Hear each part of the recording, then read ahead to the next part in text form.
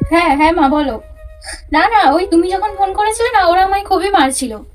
হ্যাঁ, আমার তরকারিতে একটু নুন বেশি পড়ে গিয়েছিল, তাই আমায় সবাই মেরেছে। হ্যাঁ, তোমার জামাইও মেরেছে। না না মা, আমি কিছু বলিনি, সবই তো আমার ভাগ্য, তোমরা আমায় দেখে দিয়েছো, আমি কিছু বলতে পারি? আমার তো টাকা পয়সার কোনো অভাব রাখেনি। হ্যাঁ হ্যাঁ হ্যাঁ। হ্যাঁ, এখনো হয়তো আমায় আবার মারবে, কারণ আমি তোমায় ফোন করছি, তোমার সাথে কথা বলছি। আরো মার খাবো? হ্যাঁ, আমি কোনোদিন কিচ্ছু বলবো না, তোমরা আমায় দেখে দিয়েছো, এটাই আমার ভাগ্য, আমায় মেনে নিতেই হবে।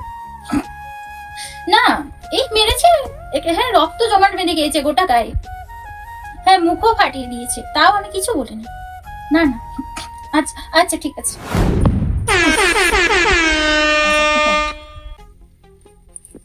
হ্যাঁ হ্যালো। হ্যাঁ মা বলো। আরে না না, আমি কাজ করছিলাম না, ওই একটু হাঁপিয়ে গিয়েছি আর কি। হ্যাঁ, কাজ করছিলাম না, হাঁপিয়ে গিয়েছি মানে বোঝো, তোমার জামাইকে একটু কেলাচ্ছিলাম, ওর না কেলানির অভাব হয়ে গেছে। আমার মুখের উপরে তর্ক করছে।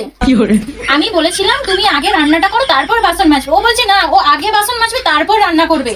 আমার কথার উপর কথা। আর ওকে কেলানি দেওয়ার সময় ওর বোনও এসেছিল, তো ওকেও দিয়েছে, একদম পাঁচা লাল করে দিয়েছে দু ভাই বোন। বাড়ির কেউ ওদের বলার সাহস আছে? আমায় একবার বলুক না, আমিও দেখিয়ে দেবো।